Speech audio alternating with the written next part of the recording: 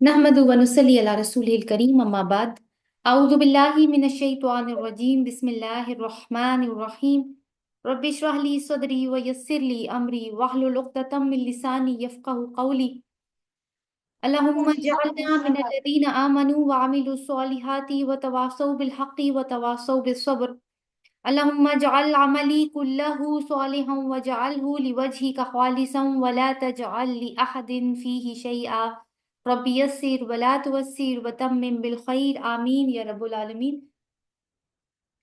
आज की क्लास का आगाज मैं आपके साथ दो अहदीस शेयर करके करूंगी। बुखारी की रवायत है, हज़रत अबू हुरैरा इसके रावी हैं कि रसूलुल्लाह सल्लल्लाहु अलैहि वसल्लम ने फरमाया, अल्लाह अज़्ज़ा वजल फरमाता है कि इब्ने आदम का हर अमल उसके लिए है सिवाय रोजे के। रोजा मेरे लिए है और मैं ही इसकी जजा दूंगा। और रोजा ढाल है यानी आग से, लिहाजा जिस रोज तुम में से किसी का रोजा हो, इस रोज वो फुहश गोई ना करे और बेहुदा कलामी ना करे, और अगर कोई दूसरा उससे गाली गलौज करे या लड़ाई करे तो रोजेदार को इतना कहना चाहिए कि मैं रोजे से हूँ। इस जात की कसम जिसके हाथ में मोहम्मद सल्लल्लाहु अलैहि वसल्लम की जान है, रोजादार के मुंह की खुशबू कयामत के दिन अल्लाह ताला को मुश्क की खुशबू से भी ज्यादा पसंदीदा होगी। रोजेदार के लिए दो खुशियां हैं जिससे वो फरहत हासिल करेगा। अव्वल, जब वो रोजा अफ्तार करता है तो खुश होता है, और दूसरा, जब वो अपने रब से मिलेगा और रोजे के बदले में अपने रब से इनाम पाएगा तो खुश होगा। अल्लाह ताला हमें इस तरह का रोजा रखने की तौफीक दे कि हमारा रब हमसे राजी हो जाए। दूसरी रवायत बुखारी और मुस्लिम दोनों की, हजरत सहल बिन साद रजी अल्लाह अन्हु कहते हैं, रसूल अल्लाह सल्लल्लाहु अलैहि वसल्लम ने फरमाया, जन्नत का एक दरवाजा है जिसका नाम रयान है, इससे कयामत के दिन रोजादार गुजरेंगे, इसके अलावा इस दरवाजे से कोई दूसरा नहीं गुजरेगा। तो आगाज करते हैं। आज अल्हम्दुलिल्लाह हम अपना पारा नंबर 17 स्टार्ट करने जा रहे हैं। उससे पहले पारा नंबर 16 का रीकैप। सूरह कहफ मुकम्मल हुई, खजर और मूसा अलैहिस्सलाम का वाकया, जुल्कुरनैन का वाकया, दज्जाल के हवाले से उनकी रेलेवेंस को हमने डिस्कस किया, कुछ साइंटिफिक फैक्ट्स के साथ ट्राई किया हमने। फितने से बचाने में जो चार्टर काम आएगा वो है अल्लाह पर ईमान, अमाले सोलिहात, आखिरत पर ईमान और शिर्क का इनकार। इस चार्टर के रहनुमा उसूल कहाँ से मिलेंगे? कुरान से। सूरह मरियम, हजरत याह्या और ईसा अलैहिस्सलाम की मोजिजाना पैदाइश। और मोजिजाना पैदाइश किसी के इला होने का सबूत नहीं है। नसारा के बाहमी इख्तलाफात पर मलामत और कयामत की याद दहानी। कससुल अंबिया, और उसमें हमने देखा रसूलों की सीरत व किरदार, उसकी तालीम हमें दी गई, और अहले किताब और मुशरिकीन को बताया गया कि हर पैगंबर ने वही दावत दी थी जो अभी मोहम्मद सल्लल्लाहु अलैहि वसल्लम दे रहे हैं। रसूल सल्लल्लाहु अलैहि वसल्लम को सब्र की तलकीन मज़ाहमत के जवाब में, और उन्हें ये तलकीन की गई है कि कुरैश के एतराज़ात को इग्नोर करके अपना काम करते रहें।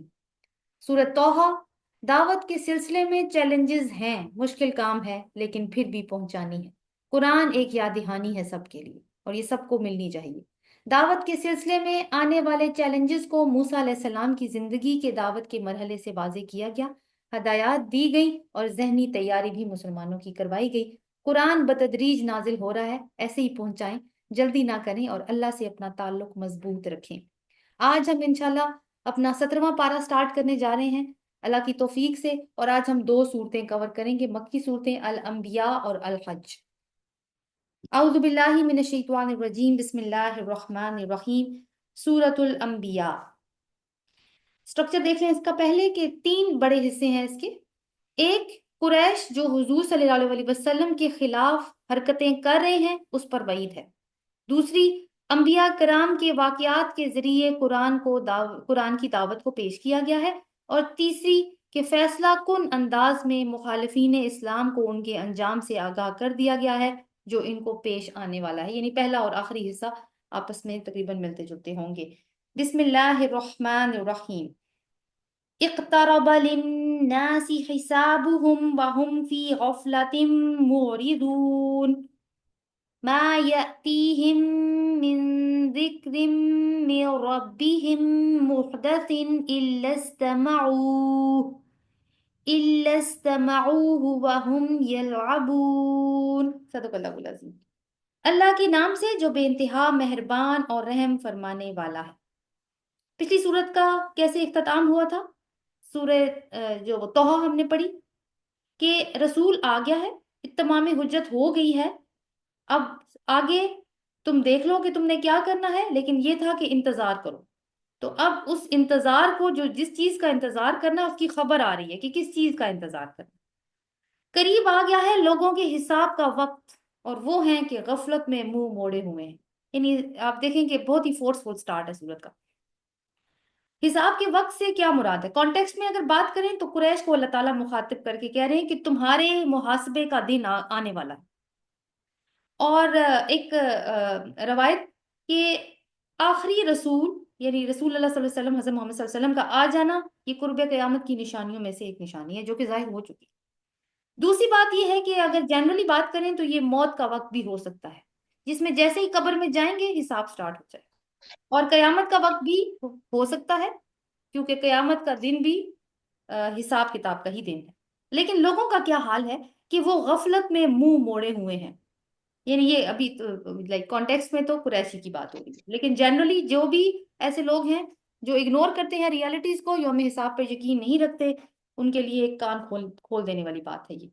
غفلت کس وجہ سے ہے؟ سورہ طہ میں ہم نے پڑھا کہ وہ ہے دنیا کے عیش، دنیا ہی ان کا مقصود ہے، وہی ان کا مطلوب ہے۔ ما یاتیہم من ذکر من ربہم محدث الا استمعوہ، ان کے پاس جو تازہ نصیحت بھی اپنے رب کی طرف سے آتی ہے اس کو بدتکلف سنتے ہیں اور کھیل میں پڑے رہتے ہیں، اور ان کے یعنی دوسری فکروں میں منہمک ہے، تو بدتکلف سنتے ہیں۔ ایک بات تو یہ ہے کہ آج کل ہم بھی ویسے قرآن کی آیات سنتے ہیں، اور جنرلی بھی جب ہم قرآن کی آیات سنتے ہیں تو کیا ہمارا رویہ بھی اسی طرح کا نہیں ہوتا؟ یا شاید یہ کسی اور کی بات ہے، اہل مکہ کی تو ہو ہی رہی ہے۔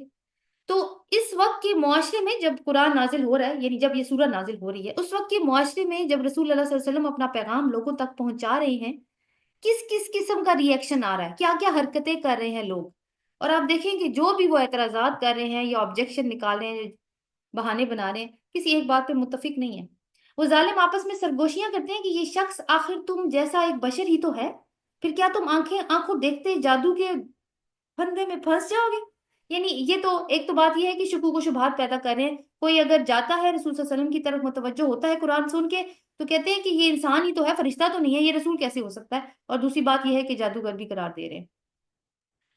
قال ربی یعلم القول فی السماء والارض وهو السمیع العلیم، رسول نے کہا میرا رب ہر اس بات کو جانتا ہے جو آسمان اور زمین میں ہے، میں کی جائے، وہ سمیع ہے اور علیم ہے، یعنی بہت سننے والا ہے اور جاننے والا ہے۔ تم میرے خلاف پروپیگنڈے کر رہے ہو، خفیہ کر رہے ہو یا کھلے کر رہے ہو، لیکن تم آیات نہیں سن رہے اللہ کی جب تمہیں سنائی جاتی ہیں، لیکن اللہ تعالیٰ سن رہا ہے جو کچھ تم کر رہے ہو۔ وہ کہتے ہیں، اب وہی کے بارے میں ان کے کیا کامنٹس ہیں۔ وہ کہتے ہیں یہ پراگندہ خواب ہیں، بلکہ یہ اس کی من گھڑت ہے، بلکہ یہ شخص شاعر ہے، ورنہ یہ لائے کوئی نشانی جس طرح پرانے زمانے کے رسول نشانیوں کے ساتھ بھیجے گئے تھے۔ حالانکہ اس سے پہلے کوئی بستی بھی ہم نے ہلاک، کسی بستی کو بھی ہم نے ہلاک کیا، سوری، حالانکہ ان سے پہلے کوئی بستی بھی جسے ہم نے ہلاک کیا ایمان نہیں لائی، اب کیا یہ ایمان لائیں گے؟ لیکن اصل بات کیا ہے، یعنی جو بتائی جا رہی ہے کہ انہوں نے عذاب ہی دیکھنا ہے تبھی یہ مانیں گے۔ ما آمنت قبلهم من قرية أهلكناها فهم يؤمنون وما أرسلنا قبلك إلا رجالا نوحي إليهم فاسألوا أهل الذكر إن كنتم لا تعلمون، آیت نمبر 7۔ اور اے نبی صلی اللہ علیہ وسلم، تم سے پہلے بھی ہم نے انسانوں ہی کو رسول بنا کر بھیجا ہے جن پر ہم وہی کیا کرتے تھے۔ تو یہ کیا بات ہے کہ جو ری ایکشن کس چیز کا، لوگ کیا بات کر رہے ہیں کہ رسول انسان نہیں ہو سکتا۔ تو وہی بات ہے کہ آپ سے پہلے بھی جو رسول آئے وہ انسان ہی تھے۔ تم لوگ اگر علم نہیں رکھتے تو اہل کتاب سے پوچھ لو، ان رسولوں کو ہم نے کوئی ایسا جسم نہیں دیا تھا کہ وہ نہ کھاتے ہوں نہ وہ سدا جینے والے تھے، پھر دیکھ لو آخرکار ہم نے ان کے ساتھ اپنے وعدے پورے کیے، اور انہیں اور جس کو ہم نے چاہا بچا لیا، اور حد سے گزر جانے والوں کو ہلاک کر دیا۔ وَلَقَدْ أَنزَلْنَا إِلَيْكُمْ كِتَابًا فِيهِ ذِكْرُكُمْ أَفَلَا تَعْقِلُونَ، اور لوگوں ہم نے تمہاری طرف ایک ایسی کتاب بھیجی ہے جس میں تمہارا ہی ذکر ہے، کیا تم سمجھتے نہیں ہو؟ یعنی کیا کہنا چاہ رہے ہیں اللہ تعالیٰ؟ انسانوں، یہ تمہارے لیے اللہ کا میسج ہے۔ کون سا میسج؟ یہ کتاب انسانوں کے لیے۔ تو کیا اور کس نے بھیجا ہے یہ میسج تمہارے پاس؟ اللہ نے، جس کے پاس سے تم آئے ہو اور جس کے پاس تم نے جانا ہے۔ کیا کہو گے جا کر کہ پیغام پڑا ہی نہیں؟ 60 70 80 साल की जिंदगी में वक्त ही नहीं मिला। यही बताएंगे ना कि हमने बॉदर ही नहीं किया। आपके मैसेज, वो कौन से मैसेजेस होते हैं जिनको हम बॉदर नहीं करते? आपके मोबाइल फोन पे बहुत सारे मैसेजेस आते होंगे, कुछ लोगों के मैसेजेस को हम फौरन खोलते हैं और कुछ लोगों के मैसेजेस को हम नहीं खोलते, वो पड़े रहते हैं अंदर। क्या ये मैसेज इस काबिल था कि इसके साथ ये सलूक किया जाए जिसमें हमारा ही जिक्र है? वकम कसमना मिन करियतिन कानत जालिमतम व अंशअना बादहा कौमन आखरीन। कितनी ही जालिम बस्तियां हैं जिनको हमने पीस कर रख दिया है, उनके बाद दूसरी किसी कौम को उठाया। जब उनको हमारा अजाब महसूस हुआ तो लगे वहां से भागने। भागो नहीं, जाओ अपने उन्हीं घरों और ऐश के सामानों में जिसके अंदर तुम चैन कर रहे थे, शायद कि तुमसे पूछा जाए। क्या पूछा जाए? यानी अब अजाब तुमने देखा है तो आप भाग रहे हो, तो कहा जा रहा है आप क्यों भाग रहे हो? अब ना पूछो, वो जाओ अपनी बैठकों में वापस चले जाओ। तो कोई तुमसे पूछे ना अजाब कैसा होता है तो उनको बता सको ना कि हाँ ऐसा होता है। या फिर अजाब देख लिया है, जाओ अपनी महफिलें जमाओ, वही वाली महफिलें जिनमें तुम अल्लाह और उसके रसूल का और कुरान का मजाक उड़ाते हो, इस हालत में कि तुम्हारे खादम तुम्हारे आगे पीछे सर्व कर रहे हो तुम्हें और तुमसे पूछ रहे हो सर कुछ और चाहिए आपको? अब अजाब आ गया, अब जाओ करो यही काम दोबारा, वापस क्या कर सकोगे तुम? कहने लगे हाय हमारी कमबख्ती, qalu या वैलना इन्ना कुन्ना ज़ालिमीन। कहने लगे हाय हमारी कमबख्ती, बेशक हम ही खतावार थे। और वो यही पुकारते रहे यहाँ तक कि हमने इनको खलियान कर दिया, जिंदगी का एक शरारा तक नहीं रहा। अब जो आगे आयत आ रही है 16 से 29 तक, कि ये लोग ऐसे हैं कि इनके एतराजात के जवाब भी आ रहे हैं और कुछ मजीद हकाइक भी अल्लाह ताला हमें यहाँ पे बता रहे हैं। वमा खलकना समा वल अर्द वमा बैनहुमा लाइबीन। यानी जो बेसिकली जो मजमून होगा ना, एतराजात के जवाब तो होंगे, लेकिन साथ में अल्लाह ताला ये बता रहे हैं कि ये जो दुनिया उसने बनाई है ये किसी मकसद के साथ बनाई है। क्योंकि लोग बहुत सारी बातें झाड़ते हैं अल्लाह ताला पे कि ये दुनिया इसलिए बनी इसलिए बनी। तो अल्लाह ताला कहते हैं कि ये दुनिया हक के साथ यानी किसी मकसद के साथ बनाई है, और जब अल्लाह ताला हक को भेज देता है तो फिर जो इस दुनिया का बातिल होता है ना वो खत्म हो जाता है। हमने इस आसमान और जमीन को और जो कुछ इसमें है कुछ खेल के तौर पर नहीं बनाया। अगर हम कोई खिलौना बनाना चाहते तो और बस यही कुछ हमें करना होता तो अपने ही पास से कर लेते। यानी मतलब क्या है कि एक जमीन क्रिएट करना, उसमें एक आकिल मखलूक को पैदा करके बसाना, सारे जराए देना उसको, हर दौर में जरा जो भी उनको जरूरत की चीजें हैं वो मुहैया करना, हदायत के लिए रसूल भेजना, किताबें भेजना, फिर हक और बातिल की कशमकश करवाना, ये कोई खेल नहीं है। अगर अल्लाह ताला कहते हैं कि अगर मुझे खेल नहीं होता तो मैं कोई आसान खिलौना ले सकता था। और हम कहते हैं ना ये दुनिया अल्लाह ताला ने खेड़ बनाई है अपनी, मैं भी बचपन में से ये बात सुनती थी। मगर हम तो बातिल पर हक की चोट लगाते हैं और वो इसका सर तोड़ देती है और वो देखते देखते मिट जाता है। तुम्हारे लिए तबाही है उन बातों की वजह से जो तुम बनाते हो। क्या कभी कहते हैं रसूल जादूगर है, कभी अभी देखिए जो बातें हमने पढ़ी ये शायरी है, ये तो परागंदा ख्वाब है। यानी ये जो तुम दुनिया को खेल तमाशा समझे बैठे हो ये तुम्हारा ख्याल गलत है। और ये जो बातिल और हक को एक साथ अभी साथ रहने की मोहलत मिली हुई है ना, कि हक भी नजर आ रहा है और बातिल भी नजर आ रहा है और कहीं जगह पे मिक्स है, ये हमेशा ऐसा नहीं रहने वाला। एक वक्त आएगा कि हक का थोड़ा बातिल की खोपड़ी पर पड़ेगा और खोपड़ी टूट जाएगी, और ये खोपड़ी टूटी है तारीख में एक दफा। तो जब भी अल्लाह के बंदे खड़े होंगे बातिल को चैलेंज करने के लिए तो बातिल की खोपड़ी टूटेगी। जमीन और आसमानों में जो मखलूक भी है वो अल्लाह की है, और जो उसके पास है वो ना अपने आप को बड़ा समझकर उसकी बंदगी से सरताबी करते हैं और ना ही थकते हैं। कौन है उसके पास? यानी फरिश्ते शबो रोज उसकी तस्बीह करते रहते हैं और दम नहीं लेते। यानी रसूल सल्लल्लाहु अलैहि वसल्लम ने फरमाया एक दफा कि क्या जो चीज मैं सुनता हूँ वो तुम सुनते हो? साहबा कराम ने कहा कि नहीं हम तो नहीं सुनते। तो रसूल सल्लल्लाहु अलैहि वसल्लम ने फरमाया मैं तो आसमानों के चरचराने की आवाज सुनता हूँ, क्योंकि वहां पर एक बालिश बराबर जगह भी ऐसी नहीं है जहां कोई फरिश्ता अल्लाह की इबादत ना कर रहा हो। अमित्तखज़ू आलिहतम मिनल अर्दि हुम युनशिरून। क्या इन लोगों के बनाए हुए अर्जी खुदा ऐसे हैं कि उठाकर खड़ा कर देते हो? यानी जान दे डालते हो किसी चीज के अंदर, किसी भी चीज के अंदर, और उसे खड़ा कर देते हो। अगर जमीन और आसमान में एक अल्लाह के सिवा दूसरे इलाह भी होते तो दोनों का निजाम बिगड़ जाता। बस पाक है अल्लाह रब्बुल अर्श उन बातों से जो ये लोग बनाते हैं। तो क्या होता कि तौहीद का निजाम जो है ना वो कायनात में अगर ना होता तो हालात क्या होने थे कि ये सिस्टम नहीं चल सकना था जिस तरीके से ये सिस्टम चल रहा है। फॉर एग्जाम्पल दो ही खुदा होते हैं, हम बचपन में ये बात पढ़ा करते थे, मैं वही मिसाल आपको दूंगी। دو خدا ہوتے تو کیا ہوتا؟ ایک کہتا آج سورج نکلے گا، دوسرا کہتا نہیں آج نہیں سورج نکلے گا، میں نہیں چاہتا کہ آج سورج نکلے، آپس میں چپکلے شروع ہو گئی، کانفلکٹ سٹارٹ ہو گیا، بھول ہی گئے سورج نکلنا آج۔ یا کبھی ہو رہا ہے کہ کسی کی مرضی سے لیٹ نکل رہا ہے، کسی کی مرضی سے جلدی نکل رہا ہے، آج کسی خدا کا کچھ موڈ ہے، کسی کا کچھ موڈ ہے۔ تو کیا یہ نظام جو جس طریقے سے مربوط انداز میں چل رہا ہے یہ اس طریقے سے چلتا؟ تو یہ تو نظام خود گواہ ہے کہ اس کا معبود اور اس کا خالق صرف ایک ہی ہے۔ بس پاک ہے اللہ رب العرش ان باتوں سے جو یہ لوگ بنا رہے ہیں، وہ اپنے کاموں کے لیے جواب دہ نہیں ہے، سب اس کو جواب دہ ہیں۔ تو جواب دہی کس کی ہوتی ہے؟ عباد کی ہوتی ہے، عبد کی ہوتی ہے، مالک کی نہیں ہوتی۔ کیا اسے چھوڑ کر انہوں نے دوسرے خدا بنا لیے ہیں؟ اے نبی صلی اللہ علیہ وسلم ان سے کہو لاؤ اپنی دلیل، یہ کتاب بھی موجود ہے جس میں میرے دور کے لوگوں کے لیے نصیحت ہے، اور وہ کتابیں بھی موجود ہیں جن میں مجھ سے پہلے لوگوں کے لیے نصیحت تھی، مگر ان میں سے اکثر لوگ حقیقت سے بے خبر ہیں، اس لیے منہ موڑے ہوئے ہیں۔ ہم نے تم سے پہلے جو رسول بھی بھیجا ہے اس کو یہی وحی کی ہے کہ میرے سوا کوئی الہ نہیں ہے، بس تم میری ہی بندگی کرو۔ تو جب ہر دور میں نصیحت ایک آئی ہے تو تم ہر دور کی کتابیں اٹھا کے دیکھ لو نا، ابھی قرآن تمہیں یہی بات کر رہا ہے، تم پچھلے دور کی کتابیں بھی کھنگال کے دیکھ لو کہ تمہیں کیا تعلیم نظر آتی ہے، انبیاء اکرام کی تعلیم دیکھ لو۔ کہتے ہیں رحمان اولاد رکھتا ہے، قالوا اتخذ الرحمن ولدن سبحانہ بل عباد مکرمون، وہ کہتے ہیں کہ رحمان اولاد رکھتا ہے، سبحان اللہ، وہ تو بندے ہیں جنہیں عزت دی گئی ہے۔ کون کس کی بات کریں؟ فرشتوں کی۔ اس کی حضور بڑھ کر نہیں بولتے اور بس اسی کے حکم پر عمل کرتے ہیں، جو کچھ ان کے سامنے ہے اسے بھی وہ جانتا ہے اور جو کچھ ان سے اوجل ہے اس سے بھی وہ باخبر ہے۔ وہ کسی کی سفارش نہیں کرتے بجز اس کے کہ جس کے حق میں سفارش سننے پر اللہ تعالی راضی ہو، اور وہ اس کے خوف سے ڈرتے رہتے ہیں۔ اب دیکھیں کہ یہاں پہ کیا بات ہوئی ہے کہ جس کے حق میں اللہ سفارش سننے پر راضی ہو، یعنی جس کی اجازت جس کے حق میں، کہ کس کے حق میں سفارش کرنی ہے، اس کی بات ہو رہی ہے۔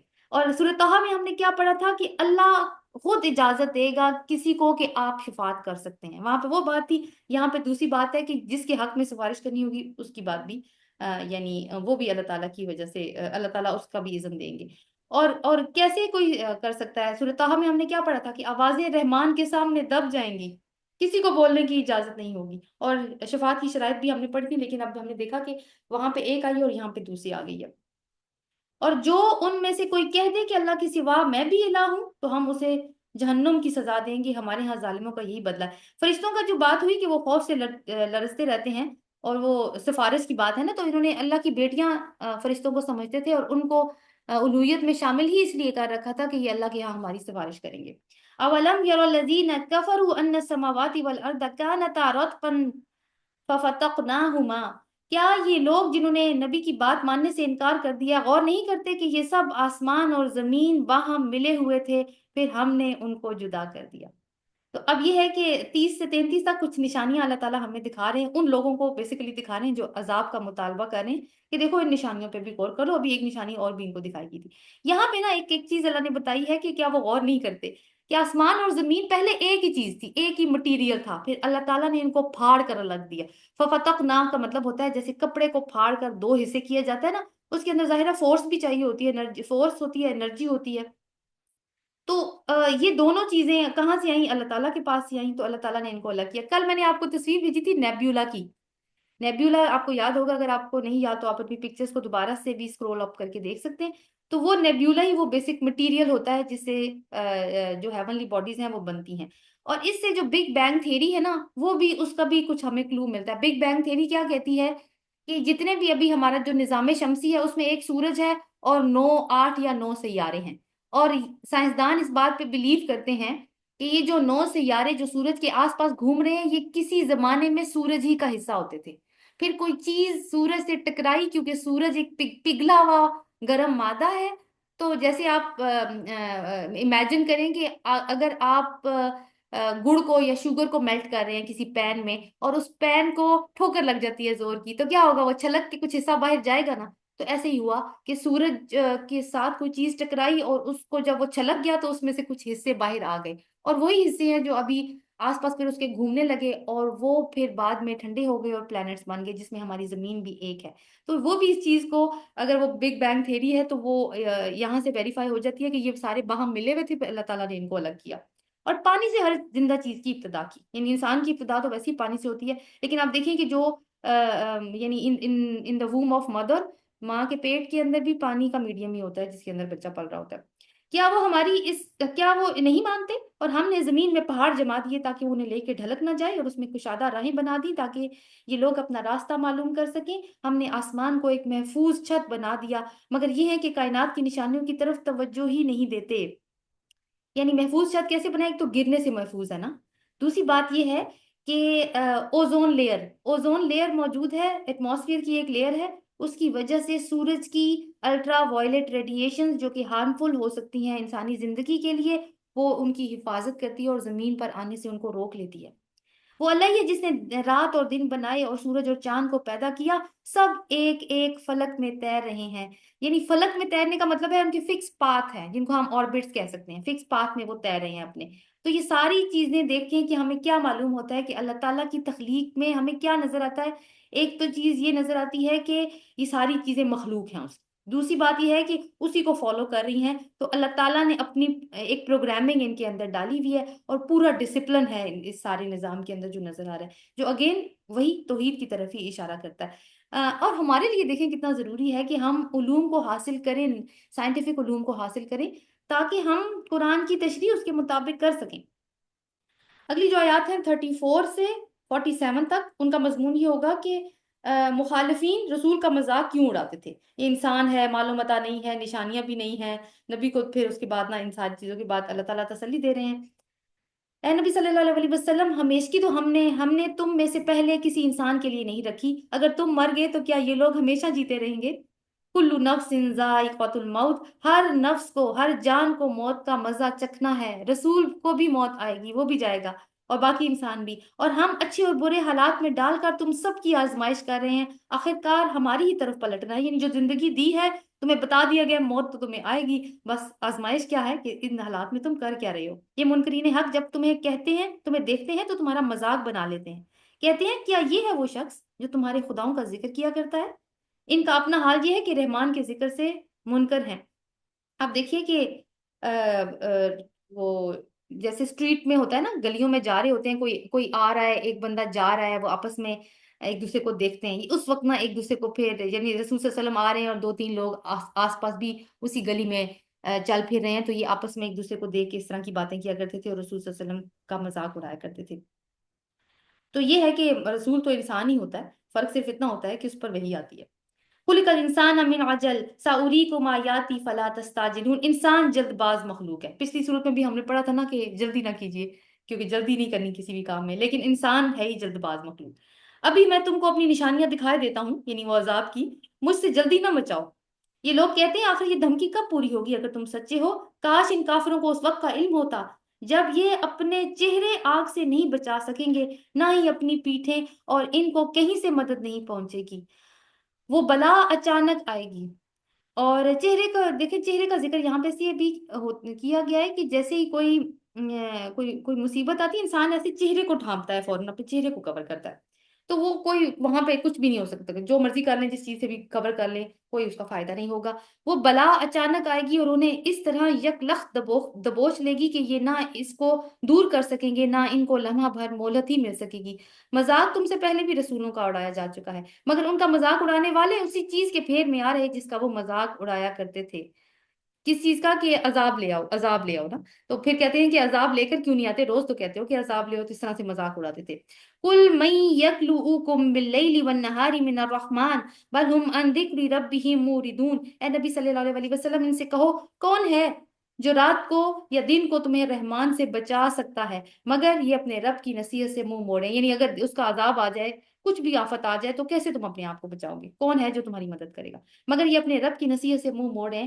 کیا یہ کچھ ایسے خدا رکھتے ہیں جو ہمارے مقابلے میں ان کی حمایت کریں؟ وہ تو نہ خود اپنی مدد کر سکتے ہیں، اور یعنی ان کے اوپر بھی اس طرح کے حالات آ جائیں، وہ ان کی اپنی مدد بھی نہیں کر سکتے، اور نہ ہماری ہی تائید ان کو حاصل ہے. یعنی یہ بھی ایک چیز ہو سکتی ہے نا کہ اللہ تعالیٰ ہی ان کی مدد کرے کہ وہ لوگوں کی مدد کر دیں، وہ بھی یہ چانس بھی کوئی نہیں ہے. اصل بات یہ ہے کہ ان لوگوں کو، ان کے آباء و اجداد کو ہم زندگی کا سر و سامان دیتے چلے گئے. یعنی وجہ بتائی جا رہی ہے کہ کیوں نہیں یہ لوگ مانتے. ان کے آباء و اجداد کو ہم زندگی کا سامان دیتے چلے گئے یہاں تک کہ ان کو دن لگ گئے، مگر کیا انہیں نظر نہیں آتا کہ ہم زمین کو مختلف سمتوں سے گھٹاتے جا رہے ہیں؟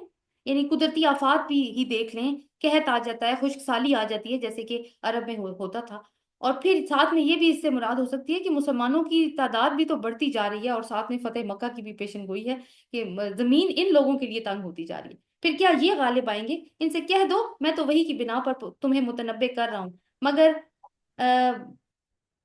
بہرے پکار کو نہیں سنا کرتے جب کہ انہیں خبردار کیا جائے، اور اگر تیرے رب انہیں عذاب کا ایک جھونکا چھو جائے تو بھی یہ چیخ اٹھیں گے کہ ہائے ہماری کمبختی، بے شک ہم ہی خطا کار تھے۔ یہ جو لائن ہے آیت 46، وَلَئِن مَسَّتْهُمْ نَفْحَةٌ مِّنْ عَذَابِ رَبِّكَ لَيَقُولُنَّ يَا وَيْلَنَا إِنَّا كُنَّا ظَالِمِينَ۔ یہ جو الفاظ ہے نا اِنَّا كُنَّا ظَالِمِينَ، یہ تو بہت زیادہ ہمیں ملتے ہیں قرآن کے اندر۔ تو اب یعنی ایک امیجن کروایا گیا ایک سین کہ قیامت کے دن حساب ہو گیا، سزا ہو گئی، اب جو جن کو جہنم میں بھیجنا تھا وہ جہنم کے گیٹ کے باہر کھڑے ہیں، اور اندر سے ایک نفخہ آتا ہے، جہنم کے اندر سے ایک نفخہ آتا ہے، گیٹ بند ہے ابھی، اور وہ جھونکا جہنم کے ٹمپریچر کے مقابلے میں ٹھنڈا ہے، اور جیسے ہی یہ اس کو دیکھتے ہیں، یہ کیا ان کے جیسے ان کو فیل ہوتا ہے، فوراً ان کے منہ سے کیا نکلتا ہے؟ انا کننا ظالمین، بے شک ہم ہی ظالم تھے۔ اور یہی وہ بات تھی جو ان قوموں کے منہ سے بھی نکلی جب انہوں نے اللہ تعالیٰ کا عذاب دیکھا، جیسے عذاب آیا انہوں نے یہی کہا کہ ہم ہی لوگ ظالم تھے۔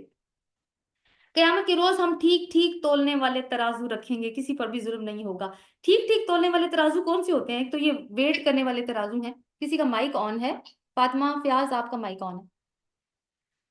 اچھا جی، قیامت کے ٹھیک ٹھیک ترازو کیا ہے کہ اعمال تو تولے جائیں گے قیامت والے دن، یہ تو ہمیں معلوم ہے، لیکن ساتھ میں نیت بھی تولی جائے گی۔ فار ایگزامپل کہ ایک بہت بڑا چیریٹی کا ہاسپٹل رکھ دیا گیا ہے میزان کے اندر، لیکن وہ ہلا ہی نہیں، بالکل بھی کوئی جنبش ہی نہیں ہوئی ترازو کے اندر۔ کیوں نہیں ہوئی؟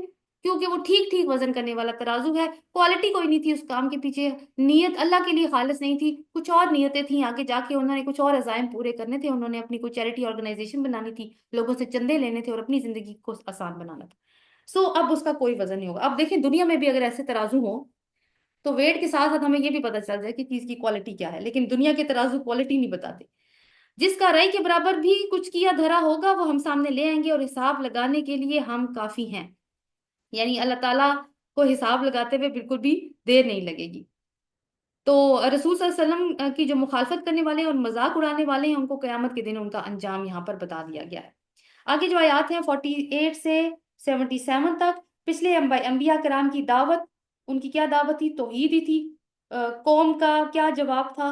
لیکن یہاں پہ ہم نے ایک چیز دیکھنی ہے کہ ترتیب بدل کے آئی ہے، پہلے حضرت موسیٰ علیہ السلام اور ہارون علیہ السلام کا تذکرہ ہے، پھر ابراہیم علیہ السلام، اور پھر لوط کا ہے، اور آخر میں نوح علیہ السلام کا ہے۔ حالانکہ عام طور پہ نوح علیہ السلام سے بات شروع ہوتی ہے، اور سب کا پیغام وہی تھا جو محمد صلی اللہ علیہ وسلم ابھی دے رہے ہیں۔ وَلَقَدْ آتَيْنَا مُوسَىٰ وَهَارُونَ الْفُرْقَانَ ضِيَاءً وَذِكْرًا لِلْمُتَّقِينَ۔ پہلے ہم موسیٰ اور ہارون کو فرقان اور روشنی اور ذکر عطا کر چکے ہیں۔ فرقان کا مطلب ہے حق اور باطل میں فرق کر دینے والی چیز۔ روشنی کا مطلب ہوتا ہے کہ جو یعنی روشنی تو ہم جانتے ہیں کہ کیا ہے، نور بھی اس کو کہا گیا ہے، یہ ظلمات سے نکالتی ہے، یعنی اندھیروں سے نکالتی ہے اور صحیح راستے کی طرف رہنمائی کرتی ہے، اور ذکر کا مطلب ہے یاد دہانی۔ اور یہ تینوں کوالٹیز جو ہیں، ابھی فی الحال تو تورات کی بات ہو رہی ہے، لیکن جتنی بھی کتابیں اس آسمان سے آئی ہیں اللہ تعالیٰ نے بھیجی ہیں، یہ تین کوالٹیز ان میں موجود تھی۔ ان متقی لوگوں کی بھلائی کے لیے جو بے دیکھے اپنے رب سے ڈریں، اور ان کتاب، لیکن ہدایت کون لیتا ہے؟ جو ایمان بالغیب رکھتے ہیں، جن کو اس گھڑی کا کھٹکا لگا ہو، اور اب یہ بابرکت ذکر ہم نے تمہاری طرف نازل کیا ہے، پھر کیا تم اس کو قبول کرنے سے انکاری ہو؟ یہ اب اس بابرکت ذکر، پہلے تو تورات کی بات تھی، اور اب قرآن کی بات ہو رہی ہے۔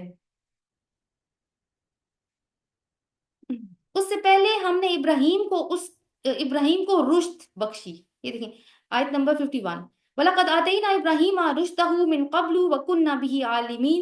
اس سے پہلے ہم نے ابراہیم کو اس کی ہوش مندی یا رشد بخشی، اور ہم اس کو خوب جانتے تھے۔ یاد کرو وہ موقع جب وہ اپنے باپ سے کہہ رہا تھا۔ اچھا یہ جو رشد ہے نا، اس کو دیکھ لیتے کہ کیا ہے، کہ ابراہیم علیہ السلام میں اللہ تعالیٰ نے بہت زیادہ فہم و فراست ڈالا تھا، اور ہائیلی اسمارٹ تھے۔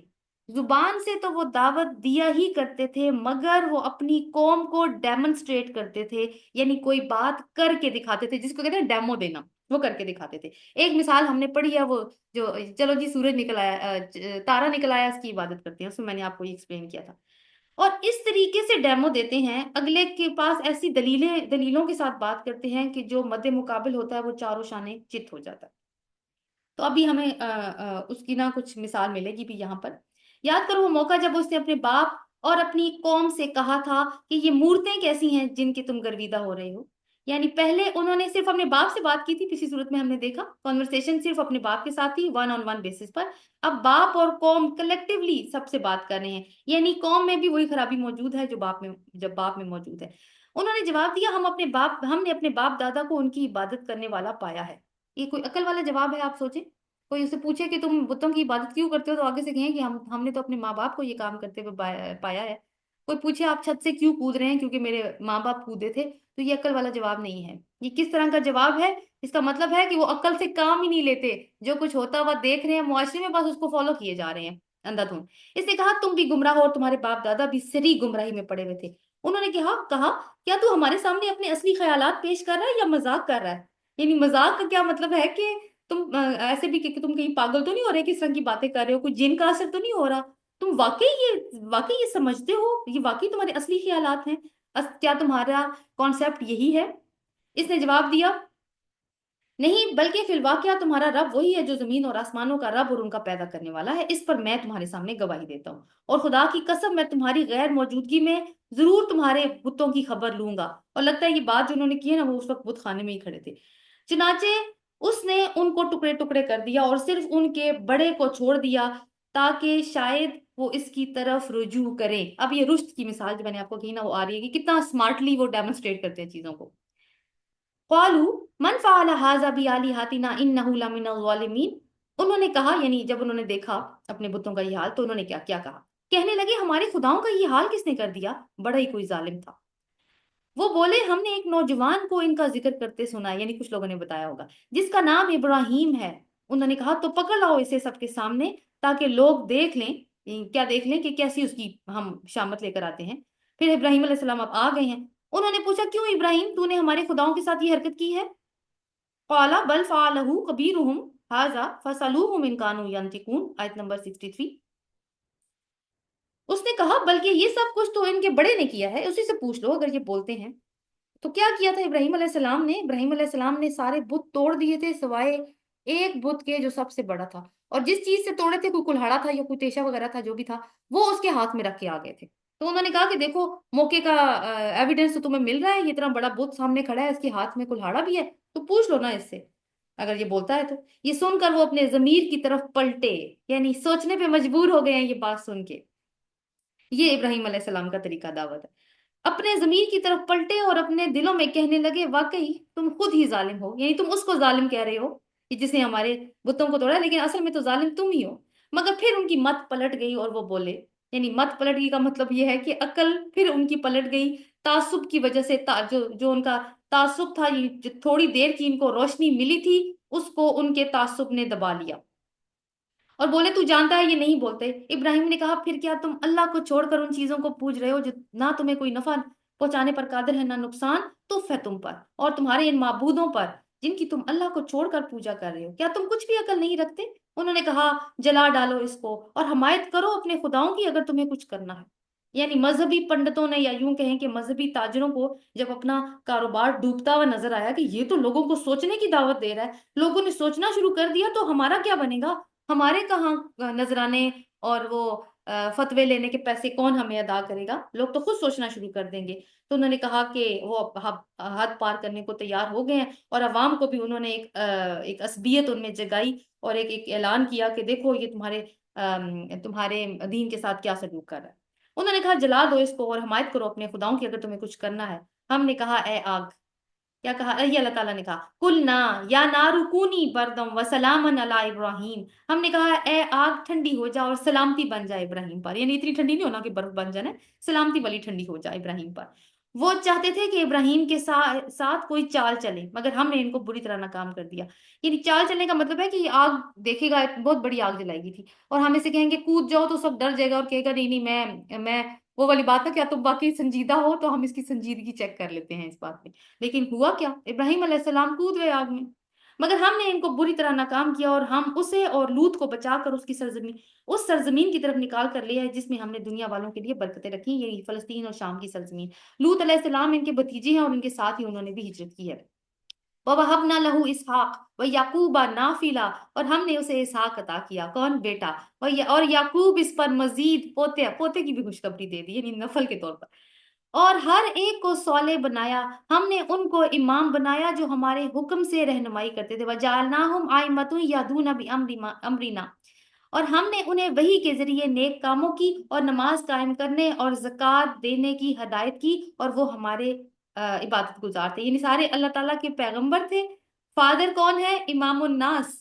اور پہلے بھی یہ دیکھیں کہ آپ البقرہ میں اللہ تعالیٰ نے جب حضرت ابراہیم علیہ السلام کو کہا تھا کہ میں تمہیں دنیا کا امام بنانے والا ہوں لوگوں کا، تو آگے سے انہوں نے کیا کہا تھا؟ وہ من ذریتی، تو میری اولاد کا کیا ہوگا؟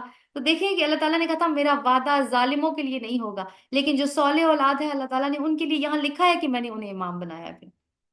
اور لوط کو ہم نے حکم اور علم بخشا، یعنی قوت فیصلہ اور علم بخشا، اور اسے اس بستی سے بچا کر نکال دیا جو بدکاریاں کرتی تھی، در حقیقت وہ بڑی ہی بری فاسق قوم تھی، اور لوط کو ہم نے اپنی رحمت میں داخل کیا، وہ صالح لوگوں میں سے تھا۔ ان دونوں کا زمانہ ایک ہی ہے، ابراہیم علیہ السلام اور لوط علیہ السلام کا، جسے میں نے پہلے بتایا۔ تو ابراہیم علیہ السلام تو ادھر فلسطین والی طرف تھے، اور وہ جو ہیں ان کو آگے پھر لوط کی جو بستیاں تھیں، وہ سوری وہ جو سدوم اور غمورہ کی بستیاں، وہاں پہ بھیجا گیا تھا، وہ 5 بستیاں تھیں۔ اور یہ وَنُوحًا إِذْ نَادَىٰ مِن قَبْلُ فَاسْتَجَبْنَا لَهُ فَنَجَّيْنَاهُ وَأَهْلَهُ مِنَ الْكَرْبِ الْعَظِيمِ، اور یہی نعمت ہم نے نوح علیہ السلام کو دی، یعنی نوح علیہ السلام کا تذکرہ یہ ابراہیم سے ویسے تو پہلے تھے، لیکن یہ ہے کہ جیسے ابراہیم علیہ السلام کو رسول بنایا، ویسے ہی اس سے پہلے بھی یہ سلسلہ جاری تھا، اور اللہ تعالیٰ نے نوح علیہ السلام کو اس سے پہلے بنایا تھا، پیغمبری دی تھی۔ یاد کرو جب ان سب سے پہلے اس نے ہمیں پکارا تھا، ہم نے اس کی دعا قبول کی تھی، اور اسے اور اس کے گھر والوں کو کرب عظیم سے نجات دی تھی، اور دعا جو ہے جو حضرت نوح علیہ السلام نے مانگی تھی، وہ وہی دعا ہے جو ایک رسول آخری درجے میں ایک بد دعا کرتا ہے اپنی قوم کے لیے۔ سورہ نوح میں اس کا ذکر ہے، لیکن اس دعا کے الفاظ کو آپ سنیں تو روح کام جاتی ہے، کہ حضرت نوح علیہ السلام نے کہا تھا کہ ان کا ایک بھی گھر، یعنی کسی کو بھی زندہ نہ چھوڑ، اگر اس میں سے کوئی ایک بھی زندہ رہ گیا تو وہ تیرے آنے والے جو بندے ہیں ان کو بھٹکائے گا۔ تو کسی ایک کی بھی یعنی انہوں نے زندگی نہیں مانگی، سب کے لیے انہوں نے اس طرح کی بد دعا کی، اس قدر انہوں نے اس طرح کے شرک پہ وہ لوگ مبتلا تھے۔ اور ہم نے اس کی دعا قبول کی اور اس کے گھر والوں کو کرب عظیم سے نجات دی، اور اس قوم کے مقابلے میں اس کی مدد کی جس نے ہماری آیات کو جھٹلا دیا تھا، وہ بڑے ہی برے لوگ تھے، پس ہم نے ان کو غرق کر دیا۔ اور اسی نعمت سے ہم نے داؤد اور سلیمان کو سرفراز کیا۔ اب داؤد اور سلیمان علیہ السلام جو ہیں، اب یہاں پر آپ دیکھیے کہ قصص الانبیاء کا سٹائل ہے نا، لیکن یہاں پہ تھوڑا سا ٹوسٹ ہے اس کے اندر، 78 سے 94 تک دیکھیے کہ انبیاء کا ویسے پھر سے تذکرہ ہے، مگر اب جو ہے وہ قصص الانبیاء کا انداز ہے۔ پیچھے جو آپ نے دیکھا تھا وہ تھوڑا انباء و رسل والا سٹائل تھا۔ یہ انبیاء اپنی صفات اور کردار کے اعتبار سے پوری انسانیت کے لیے نمونہ ہے، جن کی بات ہوئی۔ داؤد علیہ السلام اور سلیمان علیہ السلام کا ذکر آیا ہے، یہ بادشاہ نبی تھے، لیکن درویشی بھی ان کے اندر موجود تھی، جو بادشاہی اور درویشی کا امتزاج نظر آتا ہے۔ پھر ایوب علیہ السلام کی بات ہوگی، اسماعیل علیہ السلام، ادریس اور ذوالکفل کی بات ہوگی۔ صبر کے اعتبار سے